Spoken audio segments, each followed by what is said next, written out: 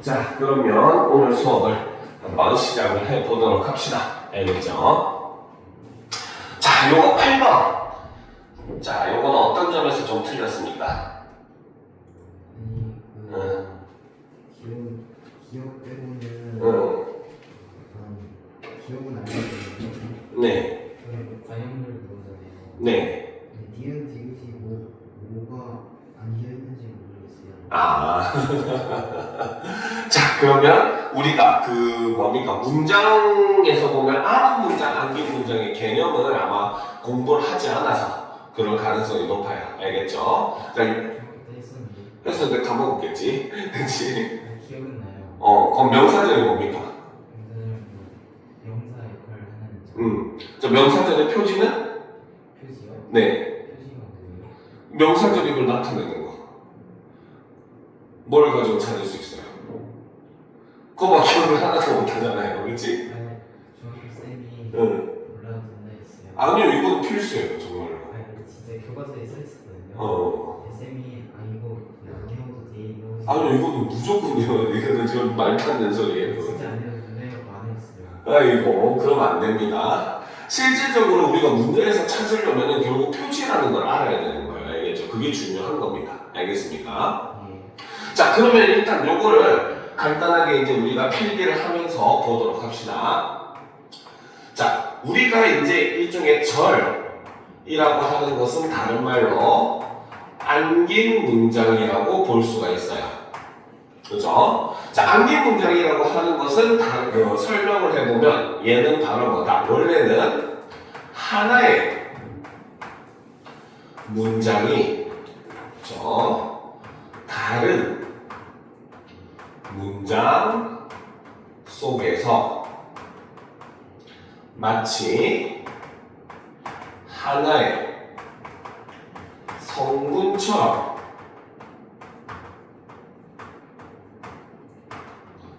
쓰이는 것을 우리는 절 혹은 다른 말로 안긴 문장이라고 이야기를 합니다. 알겠습니까? 네, 절에는 크게 이제 5가지 종류로 볼 수가 있어요. 알겠죠? 자, 첫 번째로는 명사절이 있죠. 그렇죠? 자, 이름 그대로 문장이 뭐처럼 쓰이는 거? 그렇죠. 명사처럼 쓰이는 것을 우리는 명사절이라고 이야기를 하는 겁니다. 알겠죠? 자, 명사절을 우리가 판단하는 표지는 바로 뭐냐?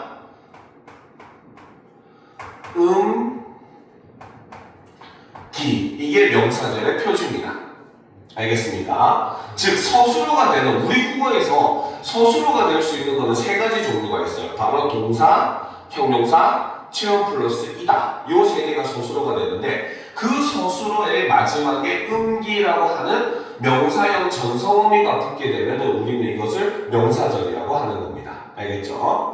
자, 이 명사절의 특징은 바로 뭐냐? 바로 뒤에 오는 조사에 의해서 모든 성분으로 쓰일 수 있습니다. 알겠죠? 우리가 품사를 공부할 때를 생각을 해보면은 품사라고 하는 것은 뭡니까? 주격조사, 그렇죠? 품사랄까 조사를 배우는데 그 조사에 보면 격조사가 있었잖아요, 그렇죠? 격조사에 보면은 주격조사, 목적격조사, 관역격조사, 부사격조사, 복격조사, 그 다음에 뭐 서술격조사, 혹격조사 뭐 이렇게 다 되잖아요, 그렇죠? 그러니까 모든 성분으로 만들어주는 격조사가 다 존재를 하거든요. 그 말을 거꾸로 얘기하면 그 체언이라고 하는 거는 모든 성분으로 쓰일 수가 있듯이 이 명사절도 역시 마찬가지 뒤에 오는 조사에 따라서 모든 성분으로 쓰일 수가 있다는 겁니다. 알겠죠? 자, 그 다음 이제 두 번째 관용자절 혹은 요즘은 관용사절이라고 하거든요. 자, 관용사절이라고 하는 것은 말 그대로 문장이 관용어의 기능을 하는 거라고 볼 수 있겠죠. 그렇죠? 그죠? 자, 얘는 표지가 있습니다. 얘는 는, 을, 던 요 표지를 사용합니다. 알겠습니까?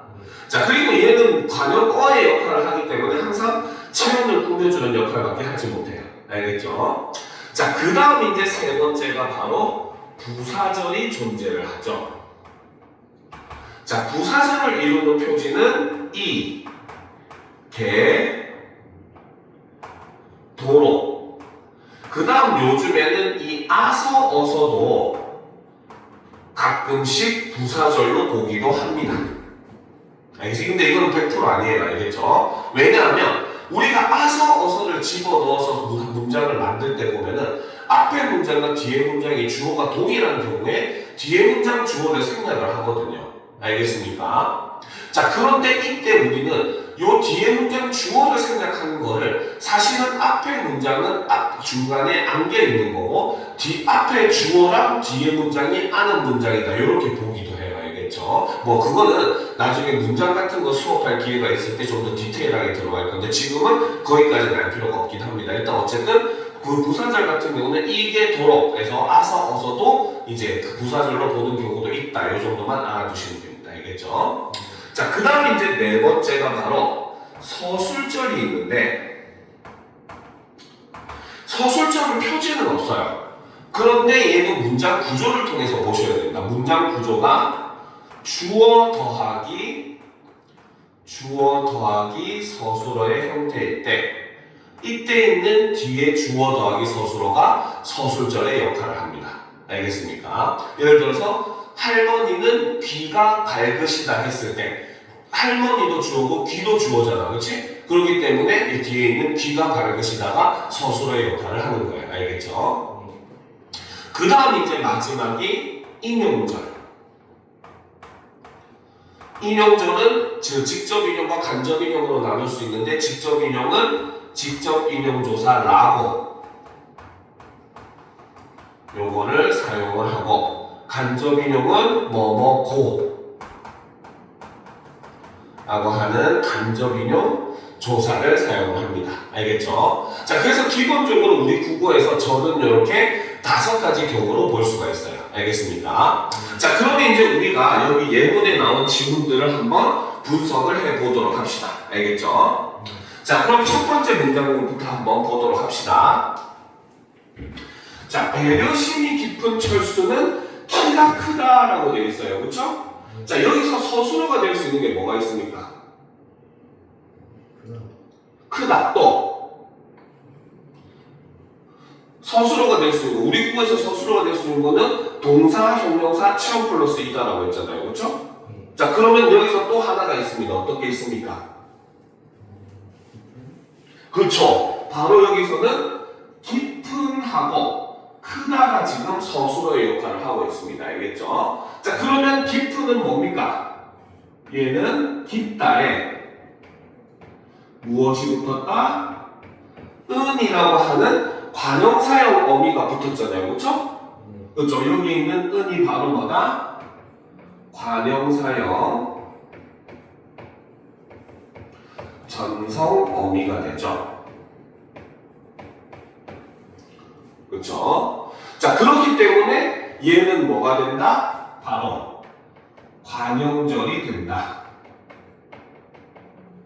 이렇게 볼 수 있습니다. 알겠습니까? 그런데 이거는 여기서 끝이 아니에요. 알겠죠? 이 문장에서는 또 하나 절이 더 있습니다. 뭐가 있을까요? 그렇죠. 오, 똑똑했어요. 그렇죠. 바로 뭐다? 키가 크다라고 하는 게 서술절에 기능을 하고 있습니다. 알겠습니까? 자, 그러니까 이 문장은 크게 이제 3개로 나눌 수가 있다는 거예요. 알겠습니까? 자, 어떻게 3개로 나눌 수가 있다? 바로 첫 번째는 철수는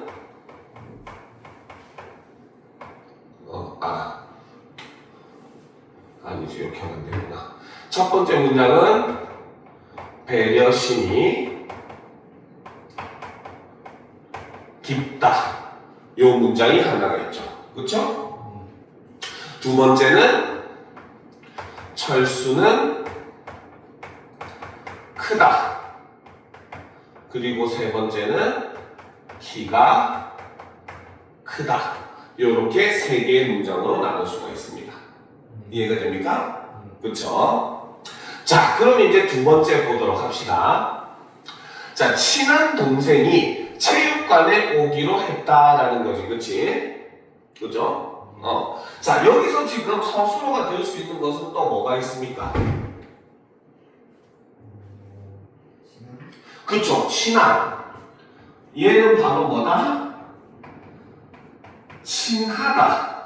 그쵸, 여기에 니은, 관형사형, 전성어미가 결합되어 있는 모습으로 볼 수 있고, 그래서 이것은 관형사절로 볼 수가 있겠죠. 그쵸? 그 다음 또 두 번째.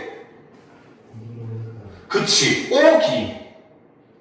자, 얘는 오다의 기, 명사형,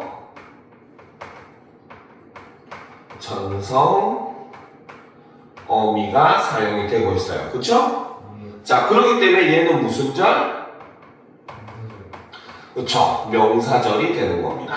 자, 그런데 명사절은 중요한 게, 자, 모의고사에서는 여기서 하나를 더 파악해야 돼요. 알겠습니까? 자, 오기 뒤에 붙어 있는 조사가 뭡니까? 그치, 로가 붙었죠. 알겠습니까? 자, 그러면 얘는 똑바로 설명을 하면 어떻게 된다? 명사절에 무엇이 부사격 조사가 결합을 하게 되었죠. 알겠습니까? 자, 그러니까 얘는 결과적으로 우리가 뭐라고 볼 수 있다? 바로 명사절이 부사어로 사용이 되고 있다. 이렇게 정리가 된다는 거죠. 알겠습니까? 그런데 여기서 주의할 거는 명사절이 부사어로서 사용되는 것과 부사절과는 완전히 달라요. 알겠습니까? 표지부터가 우리가 아까 설명했듯이 다르잖아요. 그렇죠? 이 두 개의 개념은 완전히 다릅니다. 명사절이 관형어로 쓰이는 경우도 역시 마찬가지예요. 알겠죠? 명사절이 관형어로도 쓰일 수 있는데 이것도 역시 명사절이 조사로 인해서 관형어로 쓰이는 거지 관형절과는 다르다는 것도 유념을 하셔야 됩니다. 알겠죠? 자, 그 다음에 이제 세 번째 봅시다. 그는 똑똑한 친구들과 공부하기를 좋아한다. 자, 여기서 서술어가 될 수 있는 것은 그치, 똑똑한. 얘도 역시 바로 뭐다?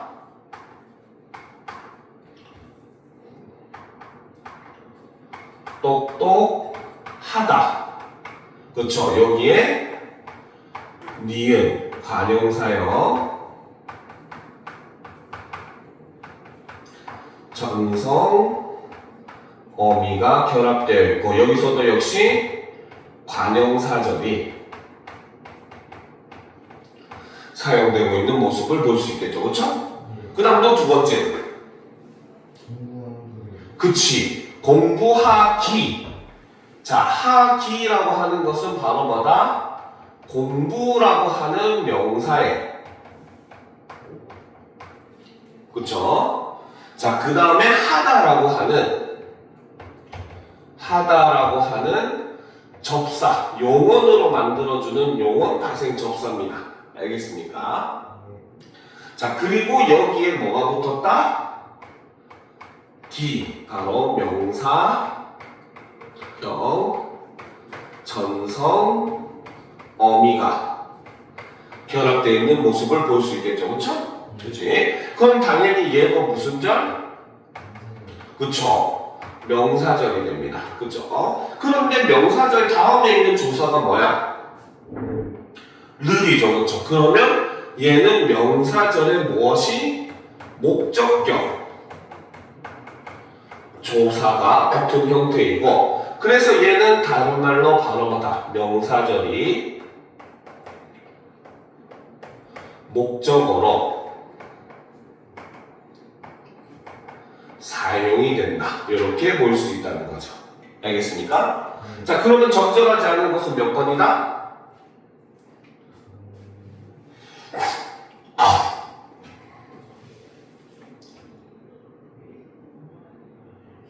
1번. 그치, 1번이죠. 왜? 기억에는 명사절이 존재하지?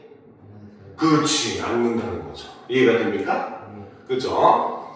자, 그래서 답은 1번이 틀렸다. 얘는 오히려 바로 뭐다? 똑바로 고치려면 기억에는 서술어 역할을 하는 서술절이 있다라고 하는 게 더 맞겠죠. 그치? 그리고 물론 여기에는 관형사절도 존재를 하긴 합니다. 알겠습니까? 자, 어쨌든 여기서도 관형사절과 서술절이 존재하지 명사절이 존재하지 않은 문장이 아니기 때문에 정답은 1번이다. 이렇게 볼 수 있겠죠. 이해가 됩니까? 자, 요 문제는 다 분석이 돼요? 네. 아닌 것 같은데. 자, 자, 그러면 이제 요거 15번은 왜 틀린 줄 압니까, 그러면?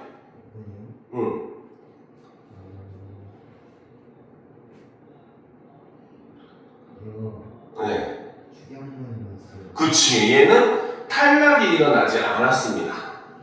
알겠습니까? 그렇기 때문에 정답은 5번이 되는 거야. 알겠죠? 왜 어떤 식으로 첨단 탈락 교체 일어나는지는 다 알겠죠? 그치? 이거 어차피 학교에서 변형 문제로 나오기 때문에 다 과정을 알고 있어야 돼요. 알겠습니까? 자, 그러면 이제 우리가 문학으로 넘어갑시다.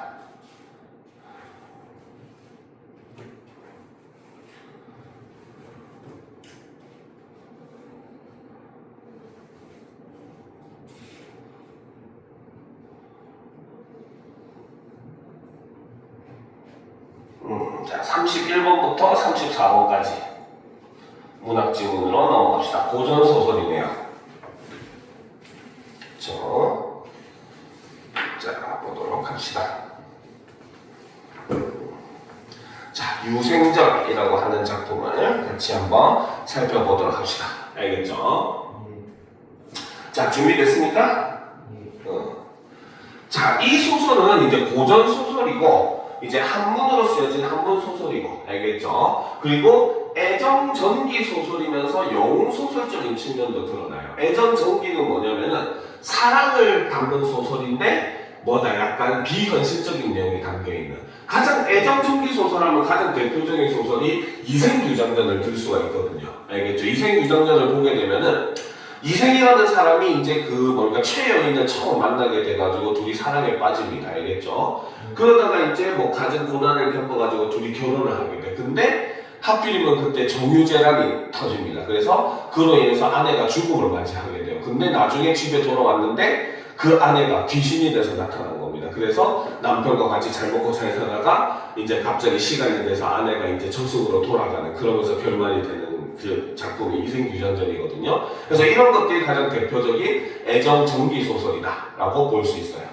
알겠습니다. 그 외에도 만복사 조폭이라는 작품도 역시 마찬가지 애정 전기 소설. 이것도 그 만복사라는 곳에서 주인공이 이제 그 부처님하고 내기를 하게 됩니다. 알겠죠? 그래서 소원을 이뤄달라고 해가지고 그 소원이 이제 내기에서 이겨가지고 소원이 이제 이쁜 그 여인을 만나게 해달라, 아내를 만나게 해달라 하거든요.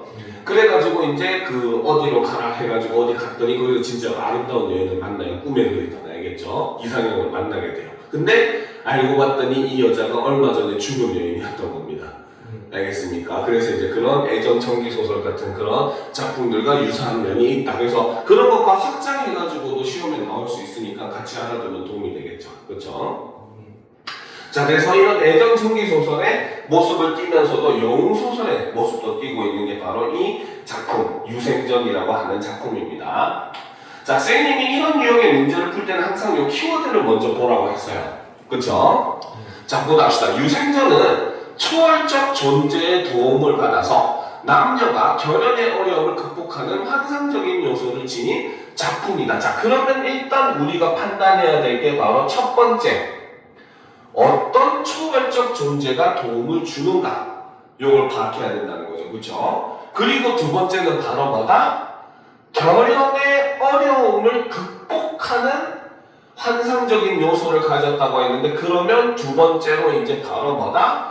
어려움이 무엇인지, 그리고 이거를 어떤 방식으로 극복하는지, 각각의 어려움과 극복 방안에 대한 연결도 우리가 파악을 같이 해줘야 된다고 볼 수 있다는 거죠. 알겠습니까?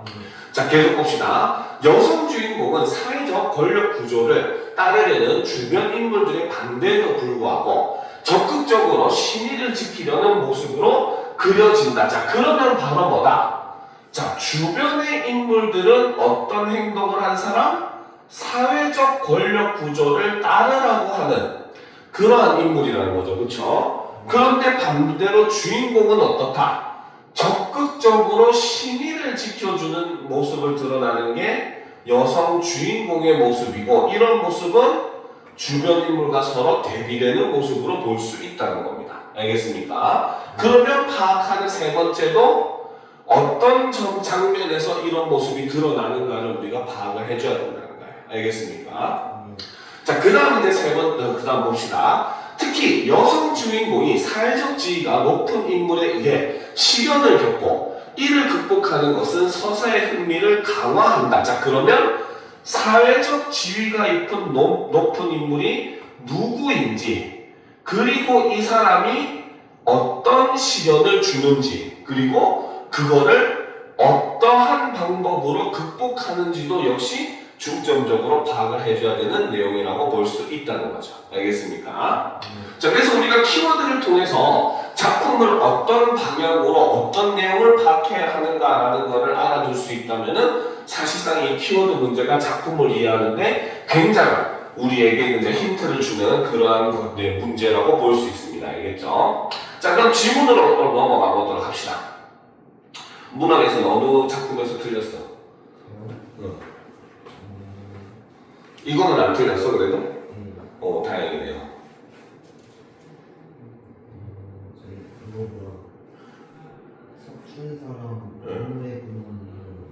알겠습니다.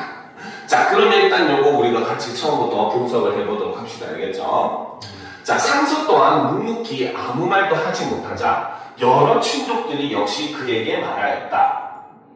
그렇죠? 자, 유승상과의 약속은 비록 돈독하지만 황제의 명을 어찌하겠습니까? 또한 유색은 걸식하며 의탁할 것도 없습니다. 그러나 달새는 젊은 나이에 과거에 급제하여 한림 학사에 이르렀으니 부귀가 빛나고 집안도 화려하니 사람들이 모두 부러워합니다. 원컨대 황제의 명을 따라 달씨 집안과의 혼인을 허락하십시오라는 거죠. 그쵸? 자, 지금 여기서 바로 뭐다? 상서는 묵묵히 아무 말도 하지 못하고 있는 상황이라고 얘기했어요. 그쵸? 그 말은 다른 말로 얘기하면 바로 뭐다? 이 상서라고 하는 인물은 지금 무엇을 하고 있다? 바로 내적 갈등을 하고 있는 이러한 상황이라고 볼 수 있다는 거죠. 알겠습니까? 알겠죠? 자, 그런데 그 내적 갈등의 이유가 바로 뭐다? 유승상 댁과 혼인을 할 것인가? vs 바로 뭐다? 황제의 명을 따를 것인가? 이 두 개 사이에서 지금 내적 갈등을 하고 있다는 거죠. 알겠습니까? 자, 그런데 이제 여기서 나오는 이 여러 친족이라고 하는 사람들은 무엇을 지금 하라고 얘기하고 있다? 그치, 바로 황제의 명을 따라라. 그 말은 이꼴 바로 뭐다? 달씨 집안과 혼인을 할 것을 이야기를 하고 있다는 거죠. 알겠습니까? 자, 그러면은 이제 우리가 아까 키워드 문제에서 봤었던 내용을 한번 다시 상기를 시켜볼 필요가 있겠죠. 그쵸? 그죠? 자, 키워드 문제에서 내용을 보게 되면은, 자, 아까도 얘기했지만, 자, 여기서 이제 바로 뭐다? 주인공이라고 하는 인물은 적극적으로 신의를 지키는 모습인데, 주변 사람들은 어떻게? 사회적 권력 구조를 따르려는 모습을 지니고 있다라고 얘기했잖아요. 그렇죠? 그러면 아까 키워드에서 얘기했었던 이 여러 친족들이 주변 인물들로 볼 수 있고, 알겠습니까? 이때 권력 구조는 누구? 황제라는 것을 우리가 볼 수 있다는 거죠. 알겠습니까? 자, 그래서 지금 여러 친족들이라고 하는 인물들은 바로 뭐다? 상서에게 황제의 명을 따를 것을 지금 뭡니까? 권유를 하고 있더라는 거죠. 알겠죠? 자, 그러면 다시 여기 이 여러 친족들이라고 하는 것은 바로 뭐다?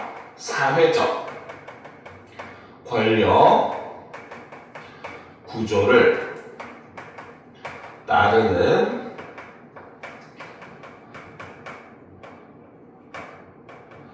인물들이라고 볼 수 있다는 겁니다. 알겠습니까? 자, 계속 봅시다. 자, 상서가 더욱 고민하면서 어찌할 바를 알지 못하였다.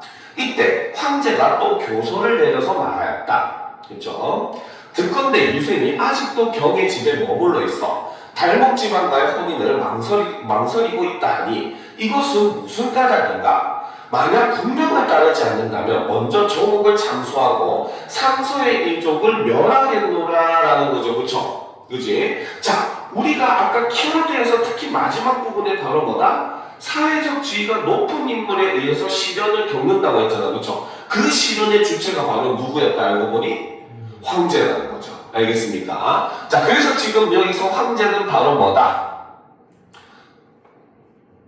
자신의 명을 지킬 것을, 그렇죠? 명을 따를 것을, 자신의 명을 따를 것을 강요하고 있는 이런 모습을 볼 수 있다는 거죠. 그렇죠? 그렇기 때문에 여기에 나와 있는 이 황제라고 하는 인물, 그렇죠? 바로 사회적 지위를 이용해 시련을 주는 인물이다. 이렇게 볼 수 있고, 그러면 여기서 아까 키워드에서 나왔던 이 시련의 구체적인 내용은 바로 뭐다? 바로 황제가 명한 사람과의 혼인이라고 볼 수 있다는 거죠. 알겠습니까? 자, 계속 보도록 합시다. 자, 황제의 명이 이와 같이 급박하니 무슨 다른 계책이 있겠는가? 있을 수 있다 없다? 그쵸? 여기서는 지금 서리법을 사용을 하고 있죠. 그죠? 자, 그리고 이거는 바로 뭐다? 서술자가 다른 계책이 없다라고 아예 판단을 내리고 있는 거잖아요. 그쵸? 그죠? 이런 걸 우리는 편집자적 논평이라고 볼 수가 있습니다. 알겠습니까? 자, 계속 봅시다. 상서가 어쩔 수 없이 달목지방과의 혼인을 결정하니 부인과 여러 친족들이 크게 기뻐하였다라는 거죠. 자, 그러면 여기서 확실하게 나눠진 게 부인과 여러 친족들은 무엇을 원하는 사람? 무엇을 원하는 사람? 그쵸. 바로 권력 구조에 순응을 하는 그런 인물들이라고 볼 수 있는 거죠. 그쵸? 그쵸? 자, 그리고 이제 그 사이에 있는 게 바로 상서라고 하는 인물인데, 이 사람은 내적 갈등을 하는 인물이고, 어떻게 보면 어쩔 수 없이 바로 뭐다? 없이 권력에 순응을 하는 그런 인물이라고 볼 수 있다는 거죠. 알겠습니까?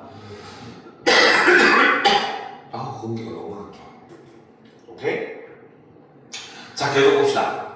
자, 그래서 크게 기뻐했다. 그러나 상서는 혼자 분통을 이기지 못하였는데 또한 유생과의 혼례날이 불과 한 달밖에 남지 않았다.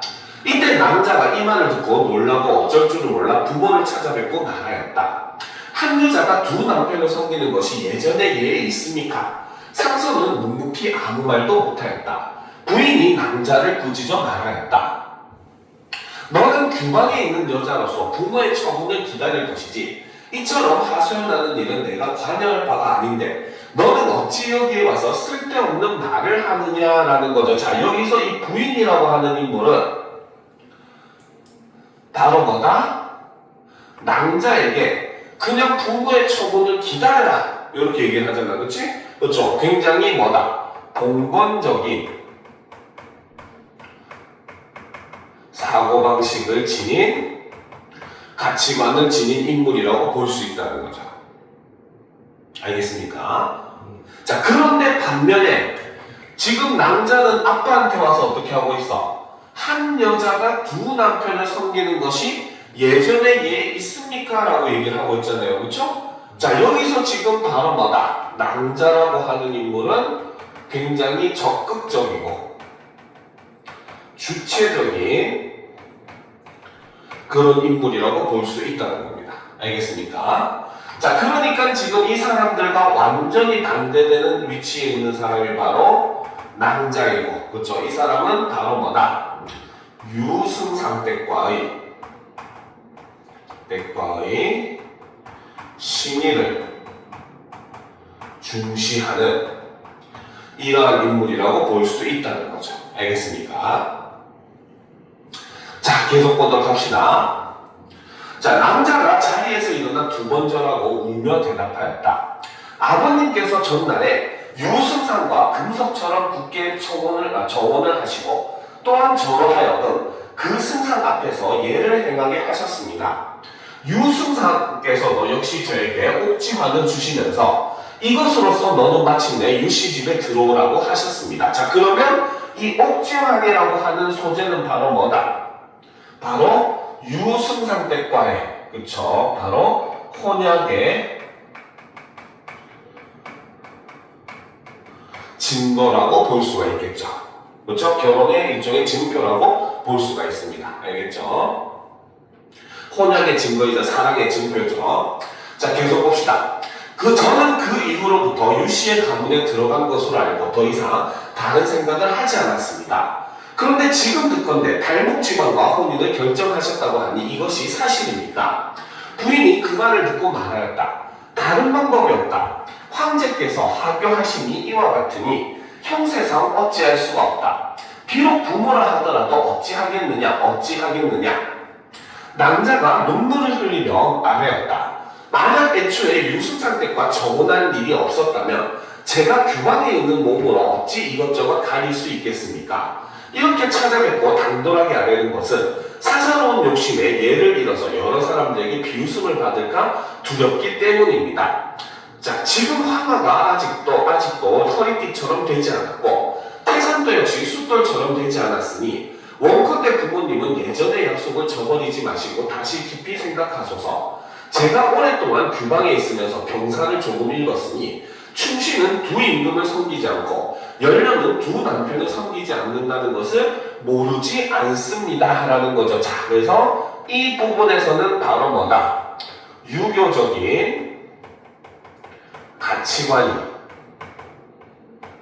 이렇게 드러나고 있는 부분이죠. 그죠?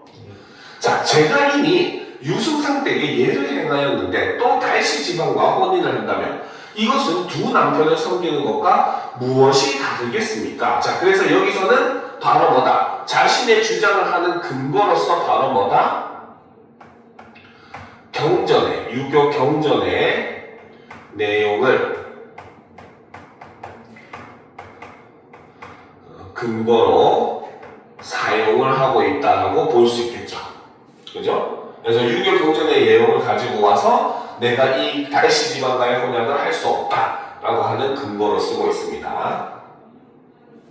자, 무릇 살아서 예를 지키지 못한다면 죽어서 의를 지키지 못한 혼령의 신세에서 어찌 벗어날 수 있겠습니까? 그렇죠? 자, 살아서 나쁜 짓을 하지 않아야 죽어서도 원한이 없을 것입니다. 이 때문에 충신은 의를 지키기 위해서 죽음을 어려워하지 않고 열녀는 정절을 지키기 위해서 죽는 것을 두려워하지 않습니다. 원컨대 부모님은 천국과 같은 귀하신 몸을 보존하시고 소녀의 목숨을 구하지 마시고 황실의 벌에서 벗어나소서. 이후로부터 남자는 아무것도 먹지 않고 머리를 싸매고 누워 일어나지 않았다라는 거죠. 즉 바로 뭐다? 이러한 행동 자체가 바로 뭐다? 권력에 대한 일종의 저항의 그런 행동이라고 볼 수 있다는 거죠. 알겠습니까?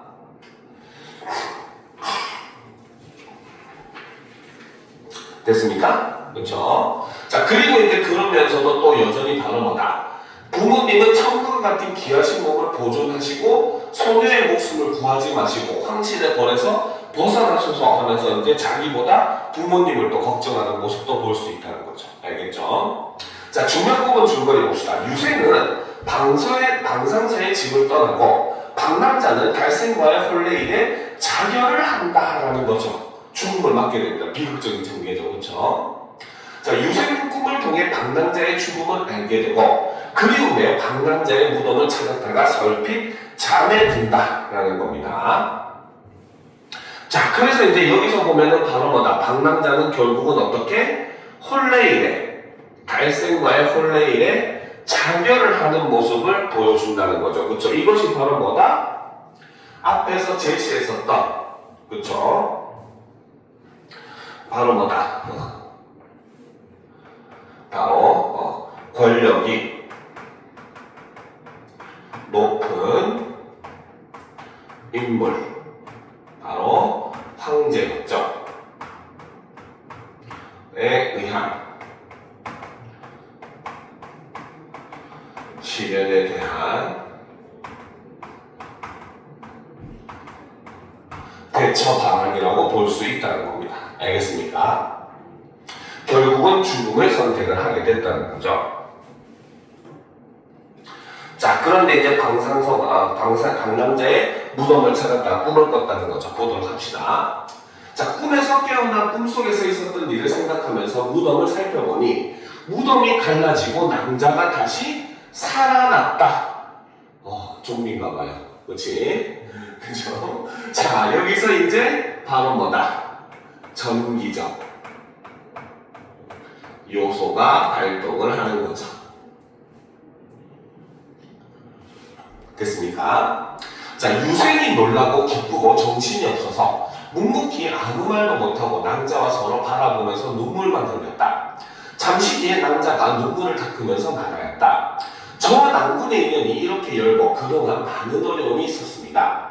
이 때문에 제가 저승의 몸을 맡기고도 원한을 풀지 못하였는데 상제께서 저의 정절을 보시고 후토 부인에게 명하여 저를 다시 인간으로 환생시켜 주셨습니다. 라는 거죠. 그렇죠? 자, 여기서 이제 나오는 이 황상제라고 하는 게 바로 옥황상제를 얘기합니다.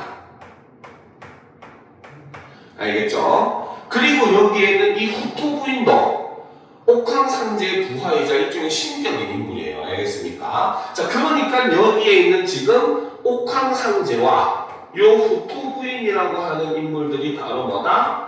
앞에 키워드에서 나왔던 조력자들이라고 볼 수 있다는 거죠. 알겠습니까? 그래서 이 조력자가 바로 뭐다? 죽은 낭자를 일종의 어떻게 소생시켜주는 요런 그 도움을 준다는 거죠. 알겠죠? 자, 그래서 계속 보도합시다. 그래서 다시 인간으로 환생시켜 주셨습니다. 다시 남궁과 끊어졌던 속세의 인연을 맺게 해주셨으니 이것은 우연히 일어난 일이 아닙니다. 유생도 감사의 절을 하고 평소 고생한 일과 낭자를 그리워한 정을 다 털어놓고 서로 함께 슬퍼하였다. 자, 올려놓고 보도록 합시다. 자, 낭자가 말하였다. 제가 지금 이렇게 다시 살아났으니 부모님을 찾아뵙는 것이 마땅한 도리일 것입니다. 그러나 달씨 가문에서 제가 다시 살아난 것을 안다면 예전의 악행이 다 끝나지 않아 반드시 침범할 것입니다. 황제께 이 일을 아는다면 부모께 화가 미칠 것이니 이렇게 되면 다시 살아난 것은 죽은 것만 못한 것입니다. 우선 깊은 산속에 숨어서 달씨 가문의 권세가 없어지기를 기다렸다가 부모님을 찾아뵙고 남궁과 함께 행복하게 사는 것이 좋을 것입니다. 라고 해서 대처 방안으로서 일단은 지금 몸을 숨기고 있자라고 얘기를 하는 거죠. 알겠죠? 자, 그렇게 이렇게 자, 유생전이라고 하는 작품을 우리가 한번 살펴봤습니다. 그렇죠? 애정 전기 소설이라고 하는 이유가 알겠죠? 그렇죠? 죽은 인물이 살아나는 그런 모습을 볼 수가 있더라는 거죠. 알겠습니까? 자, 그 다음 작품. 그렇죠? 후나마 밥 먹어라 라는 작품이죠. 그렇죠? 자, 현대 소설입니다. 자, 이것도 역시 마찬가지. 그죠? 우리가 먼저 바로 뭐다? 키워드 문제의 내용부터 한번 살펴볼 필요가 있겠죠. 그렇죠? 자, 키워드 문제부터 한번 살펴보도록 합시다.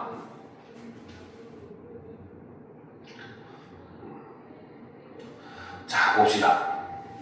자, 다음은 자아 정체성의 위기와 확립에 관한 글이다. 이를 바탕으로 작품에서 확인할 수 있는 작가의 인식을 정리해보자 라는 거죠. 자, 개인은 사회 구조 속에서 부여받은 지위와 역할을 수행하며 타인과 관계를 맺는 과정을 통해 자아 정체성을 형성해 나간다. 이때 경험하는 사회적 갈등이나 차별은 심리적 저항과 자아 정체성의 혼란을 초래할 수 있다. 특히 1970년대부터 80년대는 경제적 궁핍과 남아선호 사상, 가부장적 가족 질서 속에서 여성 개인의 존재 가치가 약화되고 가족을 위한 역할이 강조되었다. 자아 정체성의 혼란이 개인에게 심리적 위기로 작용하며 개인이 가족의 사랑을 느끼지 못하거나 그들과의 유대감 형성에 어려움을 겪고 관계 단절에 이르는 문제가 발생하기도 한다. 그러나 가족 구성원과의 관계를 회복하는 과정에서 성숙한 자아 정체성을 확립해 나갈 수 있게 된다. 이렇게 제시가 되어 있어요. 그렇죠? 자, 그러면 일단 우리는 이곳에서 파악해야 되는 문제는 바로 뭐다? 기본적으로 바로 뭐다? 사회적 갈등이나 차별이 그렇죠? 바로 어떤 심리적 저항과 자아 정체성의 혼란을 초래를 하는가? 요 내용을 우리가 첫 번째로 파악을 해야 된다는 거죠. 그렇죠? 자, 그리고 두 번째는 바로 뭐다? 1970년대, 80년대 이런 사회적인 상황이 그렇죠? 자, 이를 통해서 바로 뭐다? 여성 개인에게 이런 문제를 주었다라고 제시했는데 그 모습도 구체적으로 작품 속에서 파악이 돼야 된다는 겁니다. 알겠습니까? 그죠? 자, 그 다음 보도록 합시다. 자아 정체성의 혼란이 그래서 어떻게? 이로 인해서 자아 정체성의 혼란을 겪는 인물이 그죠? 이를 통해 개인에게 심리적인 위기로 작용을 어떻게 하고 있는지 그죠? 그로 인해서 뭡니까? 가족과 어떠한 일종의 갈등을 겪는지 이런 것들이 어떻게 작품 속에서 구현되고 있는지도 판단을 해줘야 된다는 거죠. 그렇죠? 그리고 마지막에는 바로 뭐다? 가족 구성원과의 관계를 회복하는 것을 통해서 바로 성숙한 자아 정체성을 확립해 나가는 모습도 우리는 이 작품에서 파악을 해줘야 되는 부분이다라고 볼 수 있다는 겁니다. 알겠습니까? 그럼 사실 이것만 딱 보면은 내용이 대충은 이해가 되죠. 작품의 내용이 바로 뭐다? 어떤 인물들이 이제 자라면서 정체성의 혼란을 겪게 되고 그로 인해서 가족과 갈등을 겪다가 결국 마지막에 화해를 하는 그런 모습으로 진행이 될 거라는 게 어느 정도 머릿속에 그려지잖아요. 그렇죠? 그래서 그런 머릿속에 그려지는 그림을 바탕으로 작품을 살펴보면은 사실 그렇게 어려운 내용은 없다라고 볼 수 있는 겁니다. 알겠습니까? 자, 그러면 이제 본문 내용으로 넘어가서 보도록 합시다. 자, 부모의 등골이 빠진 등록금으로 다니는 삼류대학은 금이가 아니라 남루였다라는 거죠. 그쵸? 우리가 금이 환양이라는 말 쓰잖아. 그렇지? 금으로 된 옷을 입고 고향으로 돌아온다. 즉 성공한다는 뜻입니다. 근데 남루는 뭐야? 남루는 굉장히 피폐하다, 초라한 모습을 우리가 남루한 의복 이런 말들 쓰잖아요. 그렇죠? 그러니까 굉장히 초라한 옷 이런 뜻입니다. 알겠습니까? 그러니까 바로 뭐다? 삼류대학에 다니는 것은 사실상 거의 실패와 다름이 없다. 지금 현실과 동일하죠. 그렇죠? 그렇죠? 자, 계속 봅시다. 자, 남루는 교복까지 언니 것을 물려입어야 했던 고교 시절로 끝내고 싶었다. 그래도 낙박은 낙박이니까 체면상 시리에 빠져있는 그녀에게 어머니가 넌지시 고맙다. 내가 후련하다라고만 속삭이지 않았다면 머나먼 미국 땅으로 시집 같은 거 안 갔을지도 모른다라는 거죠. 자, 그러면 여기서 바로 뭐다? 자, 인물이 미국으로 시집간 이유라고 하는 것은 바로 무엇 때문이었다? 바로 어머니의 말 때문이었다는 거죠. 알겠습니까? 그렇죠? 왜? 지금 대학에 떨어져가지고 시기에 빠져 있는 애한테 네가 효녀다 고맙다 이러고 있으니까 그치 오히려 뭐다 주인공 인물에게 오히려 더 뭡니까 기름을 불난집에 기름을 붓는 격이 돼버렸다는 거죠. 알겠습니까? 자 그래서 이 여기 기록에 밑줄친 것이 바로 뭐다? 이것이 바로 미국에 가게 된 계기라고 볼 수가 있고 이것은 다른 말로 얘기하면 바로 뭐다? 어머니 말이었고 이것은 다른 말로 가족과 단절의 계기라고도 볼 수 있다는 거죠. 이해가 됩니까? 그렇죠? 자 계속 봅시다. 그리고 이제 그 단절의 방법으로 선택한 게 미국으로 시집가 버리는 거라는 거였죠. 그렇죠? 자 어머니가 그녀에게 비굴하고도 은근한 목소리로 고마워했을 때 그녀는 잊지도 않은 희생정신을 들킨 것처럼 느꼈고 그 느낌이 여간 고약한 게 아니었다. 누가 누구를 위해 희생한단 말인가? 희생할 만한 가치가 없는 것들한테 속아서 희생당한 것을 빨리 만회하고 싶었다. 꼴도 보기 싫던 식구들한테 뭔가 본때를 보여주고 싶은 마음이 속에서 지글거릴 때 친척의 소개로 미국서 참한 신부를 물색하러 나온 신랑을 만나 간식이라는 뜻이 맞아 혼사가 이루어졌다라는 거죠. 그렇죠? 자 그러면 가족에 대한 인상은 처음에는 바로 뭐다? 희생할 만한 가치가 없는 것. 그렇죠? 그 다음에 꼴도 보기 싫은 식구들. 이렇게 표현을 하고 있죠. 그렇죠? 자 이것이 바로 뭐다? 가족에 대한 인물의 인상 혹은 생각 첫 번째라고 볼 수 있다는 겁니다. 알겠습니까? 굉장히 이때는 부정적으로 인식을 하는 모습을 볼 수 있다는 거죠. 됐습니까? 자 계속 보도록 합시다. 자 서로 맞아떨어진 건 뜻이라기보다는 조급증이 아니었을까? 그녀는 어머니가 고맙다고 말하면서 한참이나 쥐고 있던 손에 거칠고 끈적한 습기를 잊지 못했다. 하루 속히 떨쳐버리지 않으면 미칠 것 같았다라는 거죠. 그렇기 때문에 그녀는 어쩔 수 없이 미국으로의 시집을 선택할 수밖에 없었다는 거죠. 자, 미국으로 시집가는 중요한 부분을 봅시다. M으로 불린 후남은 한국에 있는 가족과 교류하며 유대감을 느끼는 등 처음에는 만족스러운 생활을 한다. 하지만 그 후남은 가족을 그리워하게 된다. 그 무렵 치매에 걸린 어머니의 소식을 듣고 한국을 찾아 이모네에 살고 있는 어머니를 만난다라는 거죠. 그렇지? 그래서 지금 미국에서는 앤이라는 이름으로 불렸는데, 그렇죠? 처음에는 미국 생활에 만족하게 되지만 나중에 어떻게 가족을 그리워하게 된다는 거죠. 그래서 인식이 가족에 대한 인식이 전환이 되는 모습이죠. 그쵸? 자, 그러면 이제 우리는 미국행이라고 하는 뭡니까? 그 행동에 두 가지 의미를 부여할 수가 있습니다. 처음에는 바로 뭐다? 단절하고 싶은 가족들과 멀리 떨어지기 위한 하나의 수단이었다는 거죠. 그쵸? 그런데 반면에 오히려 그 미국행 때문에 어떻게? 가족에 대한 인식이 전환이 되게 된다는 겁니다. 그리움을 느끼게 되어버렸다는 거죠. 알겠습니까? 자, 계속 보도록 합시다. 후남아 밥 먹어라. 후남아 밥 먹어라. 어머니가 저만치 짧게 커트한 백발을 휘날리며 그녀를 부르며 달려오고 있었다. 아, 저 소리. 생전 못 쓸 것 같지 않게 세대고 억척스러운 저 목소리. 그녀는 그 목소리를 얼마나 지겨워했던가. 밖에서 놀이에 정신이 팔려있을 때나 동무집에서 같이 숙제를 하고 있을 때도 온 동네를 아글아글 쓰면서 찾아다니는 저 목소리가 들리면 그녀는 어디론지 숨고 싶었다. 왜 그냥 이름만 불러도 되는 것을 꼭 밥 먹어라는 붙이는지. 하긴 끼니 때 아니면 찾아다니지도 않았으니까 그 소리가 꼭 끼니나 챙겨 먹이면 할 도리 다 했다는 소리처럼 들렸다. 아침에 늦잠 자는 그녀를 깨울 때도 마찬가지였다. 학교 늦겠다 어서 일어나라 하면 될 것을 꼭 후나마 밥 먹어라로 깨웠다. 급한 건 학교가 아니라 밥이라는 듯이.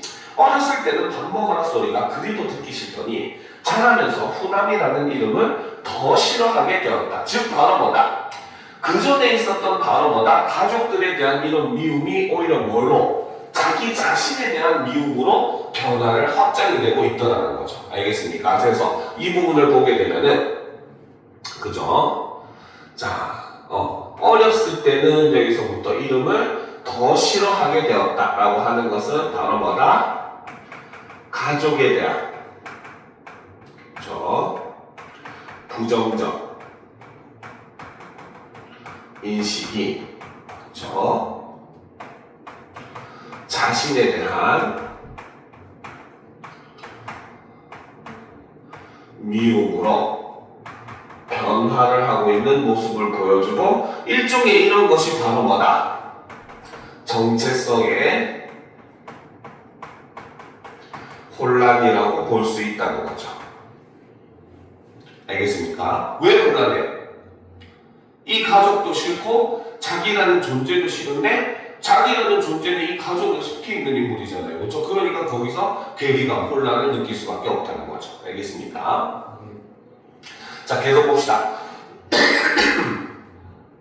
자, 학교 선생님이 출석을 부르다가 그녀를 한 번 보고 두 번 보면서 이상하게 웃는 것도 기분 나빴는데 너 사내 동생 봤냐? 혹은 너 몇째 딸이냐? 이렇게 물어보는 어른도 있었다. 그녀의 동기간들은 다 병자 놀림이었다. 언니들 이름에도 병자를 넣어 지었는데 그녀의 이름만 어두운 자식처럼 학년자에서 제외시켰다. 학년자가 뭔지 알아요? 몰라요? 왜 그 형제들이나 가족들 보면은 이름이 비슷한 사람들 있잖아요. 그렇죠? 이런 것들 보면 딱 한 글자를 꼭 똑같이 써요. 똑같은 자리에. 알겠지? 그게 바로 학년자라고 얘기합니다. 알겠습니까? 실제로 이게 사실은 거의 정해져 있어요. 그래서 어떤 집안의 같은 경우에는 그 원래 메인이 되는 그 주 핏줄 있잖아요. 그렇죠? 적통 핏줄 있잖아요. 그렇죠? 거기서는 학년자를 무슨 글자를 쓰고 그 다음 여기서 첫 번째로 나온 갈래에서는 한 글자를 무슨 글자를 쓰고 이게 좀 있거든요. 알겠죠? 근데 요즘은 사실 거의 안 지키죠, 그거를. 저는 그 3주기로 제가 하면서 그러는데 넌 동생 있어? 저요? 저 동생 없어요. 형은? 없어요. 누나는? 누나도 없어요. 외동이야? 네, 쌍둥이요. 아, 쌍둥이야? 네. 그러면은 누가 먼저 태어났어? 저는 아니에요. 아, 그래? 네가 동생이야? 그럼 형은 일란성이야, 이란성이야? 이란성의 누나야? 그럼 이름이 뭔데? 아씨. 이름이 뭔데? 겹치는 게 없어요? 그러면 이제 한 글자를 무시하고 지은 거죠. 알겠지? 그래서 원래 한 글자는 똑같은 자리에 똑같은 글자를 써요. 그 집안 사람들. 알겠습니까? 그걸 한 글자라고 해요. 자, 계속 봅시다. 밑으로 사내 동생 보라고 그렇게 지었다는 걸 나중에 알았다. 자, 이게 바로 뭐다? 자, 이 말은 무슨 뜻이냐면은 동생을 내가 케어하라는 뜻이 아니야. 알겠습니까? 이 말이 무슨 의미인지 알아요? 그치, 바로 뭐다? 여기서 우리는 당시의 바로 뭐다? 남아 선호 사상을 볼 수가 있더라는 겁니다. 알겠습니까? 자, 투박하기 이를 데 없는 어머니가 어쩌다 딸에게 애정 표현을 할 때도 밑으로 사내 동생을 줄줄이 둘이나 본 신통한 내 새끼 하는 시기였다. 즉, 나의 가치는 바로 뭐다? 나 때문에 남동생이 둘이나 태어났다. 이걸로 내 가치가 결정이 돼버렸다는 거죠. 알겠습니까? 자, 그런 난 오직 사내 동생을 보기 위해 태어났단 말인가? 처음부터 자식의 고유한 존재 가치를 인정하지 않은 이름을 지은 부모. 고유한 존재 가치 없이 태어난 인생. 그렇죠? 이것도 역시 자신에 대한 일종의 자조적인 이러한 태도를 보여준다는 거죠. 알겠습니까? 그래서 둘 다 싫었다. 자, 그래서 지금 이 부분에서는 바로 뭐다? 자신의 이름을 싫어하게 된 이유를 제시를 하고 있습니다. 알겠죠? 그 이유가 바로 뭐다? 자신의 이름은 나를 위해서 지은 게 아니라 바로 남동생을 보기 위해서 지어진 이름이라는 것들. 알겠습니까? 그러니까 그로 인해서 자신의 존재 가치를 전부 부정당한 듯한 그렇게 생각을 하는 인물이라는 거죠. 자, 후나마 밥 먹어라. 후나마 밥 먹어라. 백발의 어머니가 젊고 힘찬 악을 쓰고 있었다. 하여튼 우리 엄마 밥 좋아하는 건 알아줘야 해. 아들 자식을 원할 때도 그런 마음이었겠지만 딸들 앞에서 아들을 특별 대우할 때도 변명처럼 말하곤 했다. 야는 제사밥 떠먹을 애니까 라고. 가엾은 우리 엄마. 그녀는 달려오는 엄마를 한길 한가운데서 맞이했다. 자, 가엾은 우리 엄마라고 표현했죠. 그렇죠? 그래서 바로 뭐다? 자, 엄마에 대한 인식이 지금 변화를 하고 있는 모습을 볼 수 있죠. 그렇죠? 앞에서는 바로 뭐다? 미움의 대상, 증오의 대상에서 여기서는 가엾어졌죠. 바로 연민의 대상으로 변화를 하고 있는 겁니다. 알겠습니까? 자, 그러면 다음 페이지로 넘어가서 자, 봅시다. 자, 어디가 썼냐? 밥 뜸드는데 야는 꼭 끼니 때문에 싸돌아 다닌다니까. 그것도 어려서 많이 듣던 소리였다. 엄마 나 알아? 나 후남인 거 알아보고 하는 소리야? 야가 애미를 놀리네. 밥 다 타갔다. 어여 가자. 아닌 게 아니라 집안에서 밥 뜸드는 냄새가 구수하고 부뚜막 앞에 서있던 이모와 조카 며느리와 그 밖에 낯선 여자들이 신기한 얼굴로 제각기 한마디씩 했다. 미국 딸 보고 정신이 돌아오셨나봐요. 안 그래요 아주머니? 얼마나 보고 싶었으면 진작 오시지라는가. 그치? 즉 바로 뭐다? 오히려 엄마는 자신에 대해서 아무런 생각도 없다고 생각을 했는데 사실은 바로 뭐다? 엄마가 자기를 엄청 생각을 하고 있다는 걸 알게 된 거죠. 왜? 지금 엄마가 어떤 상태인데? 그치, 치매에 걸린 상태임에도 불구하고 자신을 기억을 하고 있더라는 겁니다. 무슨 말인지 알겠습니까? 자, 그러니까 지금 여기서는 바로 뭐다? 바로 엄마가 그쵸? 치매에 걸린 상황에서도